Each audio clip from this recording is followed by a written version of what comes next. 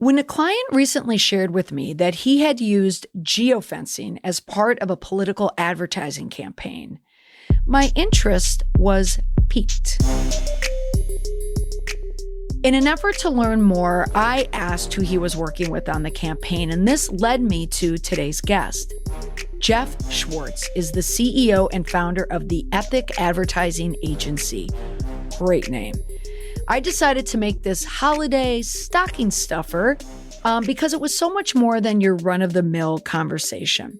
Jeff gets into the details about hyper-targeted digital advertising, and he shared so much information, it felt more like a consultation call. So I want to share that call with you.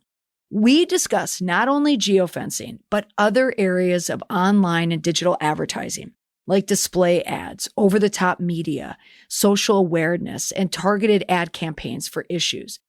If your company is interested in branching out into the digital display ads area, particularly if you want to use it for public relations and you have no idea where to start, here is my gift to you. Ho, ho, ho. Take a listen.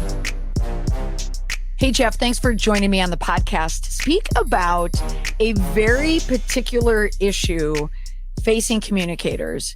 You were working with a client of mine, and he had mentioned that he had worked with you to use this concept of geofencing to get an issue across. And I just wanted to tap into some of your knowledge as an owner of an agency about how to do that. So welcome to the podcast. No, thanks for having me, Molly. Yeah, it's a very useful form of technology for multiple different kind of components. My agency is Ethic Advertising Agency. We, do a lot of different things for our clients.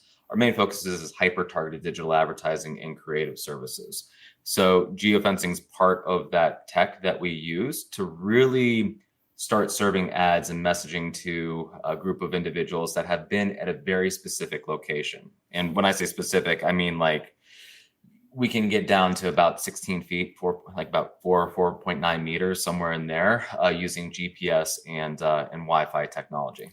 I like this idea of hyper targeting, and many public relation professionals, when they work in the space of PR, it's really free information that they're trying to, it's free influence, if you will. But more and more, and I know I find this in my work, that if you put a few dollars behind some initiatives, that you can get your point across, your agenda moving forward, correct? Yeah, absolutely. And there's actually, the whole concept of, PR being free. There's actually a concept that I have that I teach in keynotes and everything, where there's two forms of currency. There's money currency, which everybody thinks about and budgets for, and that's what we're talking about with like geofencing. Then there's time, investment of time. It's a true currency. When you look at it that way, it's a real game changer of how you invest each of those elements. But the investment of money, this is a great way to get issues across because it is very narrowed in on particular audiences. We have other forms of targeting that we utilize as well too, but as it pertains to geofencing, we can do things like targeting events. So something that is very specific, where it's a congregation of individuals, and then serving them ads. And the ads that we can serve them actually vary. A lot of people will think of it as banner ads that show up on mobile phones, apps, websites, those kind of things. But we can also do video pre-roll, which is like a little video, like a 5-minute how-to video online, or issue a video online that has that ad that shows at the beginning, at the middle, or at the end. There's also OTT, which stands for over the top, and that's just basically commercials that pop up on or show during streaming your favorite TV show, live sports, one of those things. So great examples of that is Sling TV, Pluto TV, Apple TV, any of those kind of things, whether you're watching on TV, tablet, phone, whatever it might be. Jeff, let's say someone knocks on your door, picks up a phone, sends an email.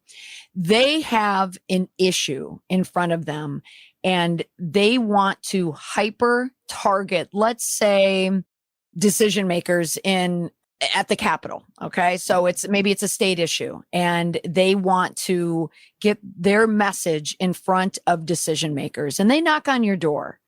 What are you going to tell them to do? What would be a type of hyper-focused campaign with all the elements that you might advise them to do? Yeah, and we've done this actually, and the question really becomes with the Capitol building, well, the whole Capitol compound or specific buildings within it, because we can target specific areas as well too. So if they know that the people that they're trying to reach, the real decision makers, the lawmakers, are in just a couple of sections and they never really enter into some locations, that's a component that we can narrow it down.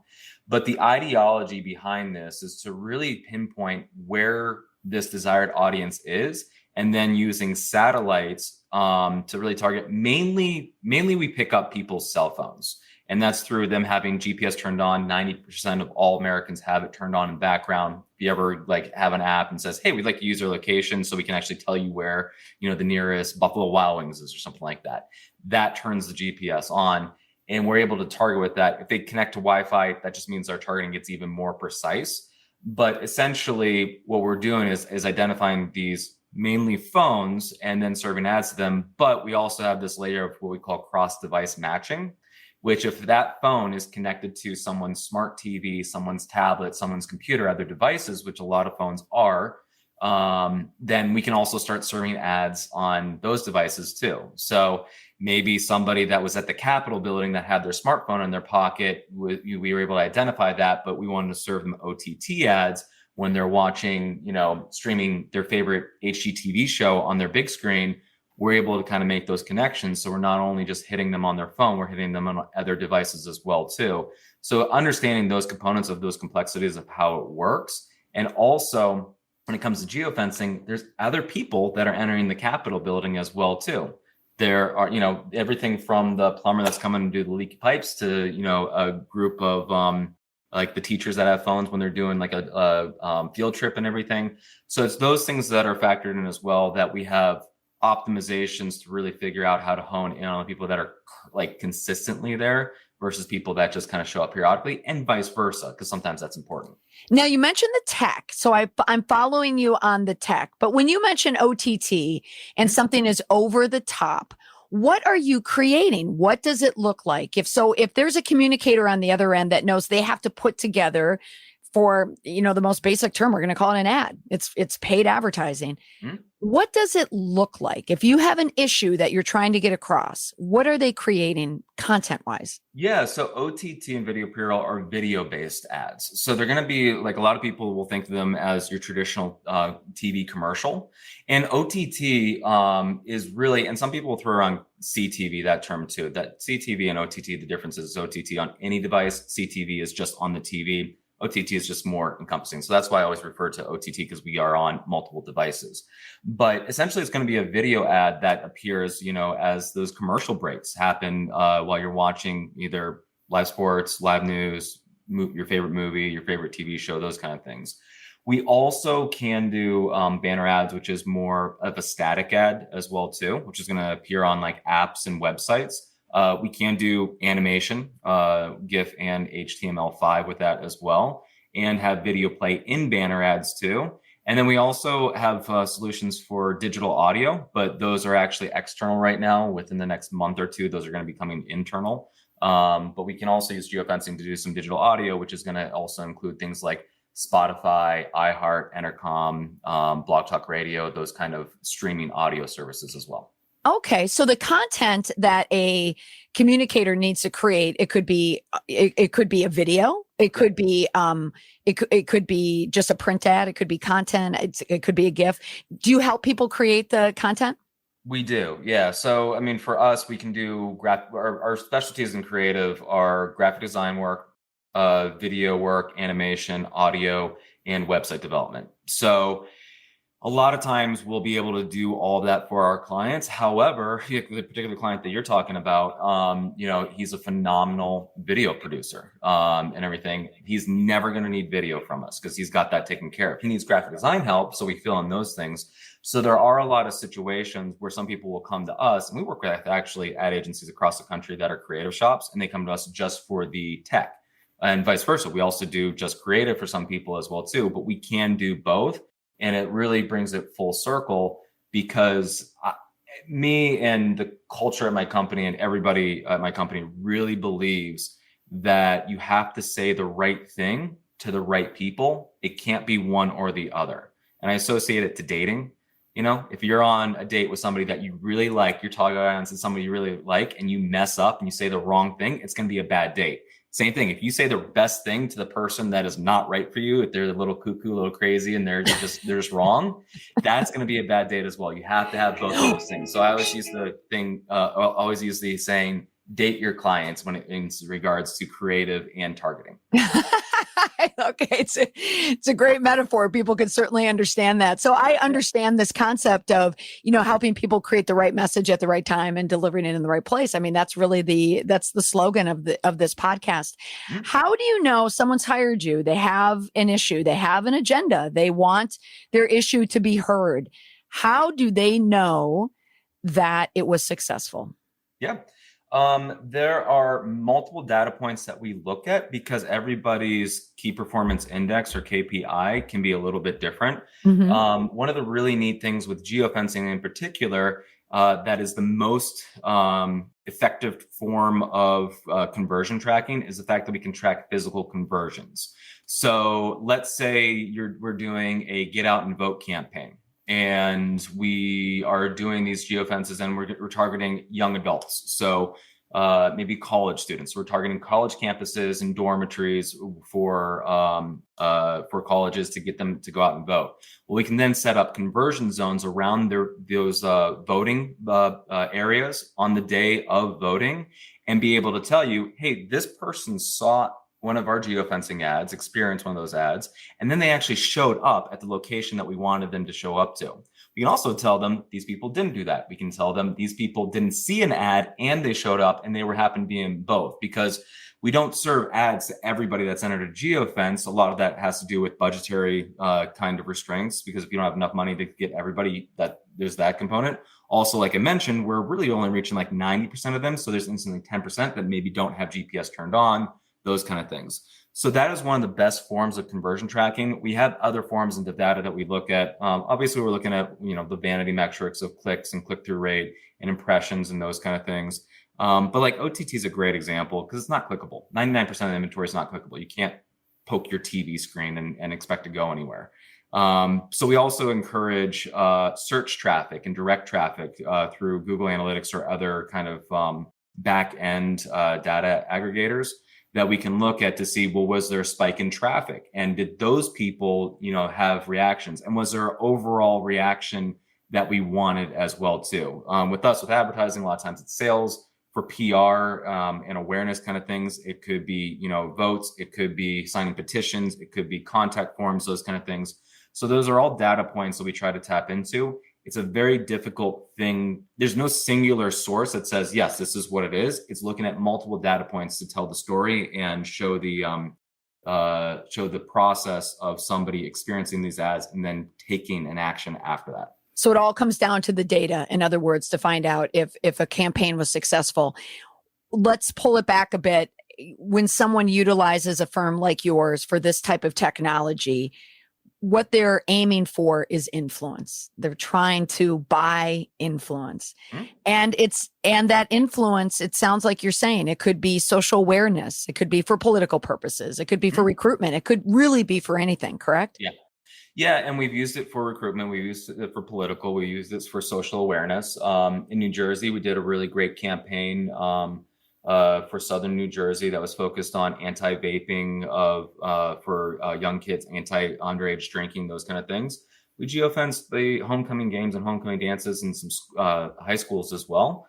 Now, one thing that's important is, with this technology, a lot of people are like, ooh, this is like spy stuff kind of things. We do adhere to strict privacy laws. So like we're talking about young individuals that we're targeting. We would never be able to do this, and we never would try to do this for like elementary school, because there's COPA laws where you can't target individuals online that are 13 years or younger. And there's a lot of other things that protect it that I think are important to say is when we target somebody through geofencing, we have no idea who they are, versus targeting somebody using third-party data, first-party data, keywords, things like IP addresses. Those are a little bit more tied to the person, but there is a very specific break in our information of targeting somebody geographically, because we don't want to know who they are and where they are. We just know that where they are and we're going to serve them to it. So it's kind of like a blind. We know that we're serving certain number of devices. We just don't know who they are as individuals. So there is a lot of privacy restrictions that are in place that are great. There's even more that we adhere to just because we're, honestly kind of play on our name, an ethical company. Yes. Oh, of course. Yes. Yeah, that you are an ethical company. Nice touch there, because I think you're pointing out that there is a hesitancy when people are concerned about privacy and just, information and tracking, on phones. And I know there's a lot of people out there that did not grow up with phones in their hands. So there is just a risk element as well. So yeah. Jeff, at the end of every episode, I always ask guests, or I always provide an indestructible tip, and that is taking your area of focus and where you work and what you do, and what could people tap into? What is the one tip, if you could leave someone with, about your business and what you do that could help them make their brand or their name and reputation indestructible? Is there something that you could provide to help them? Yeah, actually, there is something that I could provide, and I didn't even talk about this, but I wrote a short ebook on 9 reasons why advertising doesn't work. I'm happy to provide that link. So that's a great resource as well that has 9 tips when it comes to advertising. That's relatable to some PR things as well too, on why advertising might not work. One of my favorite, one of the first ones that's on there, that's a good one, because there's a lot of tips that are out there. Is as it relates to the creative. I know we talked about geofencing and targeting, but think of creative like a loaf of bread.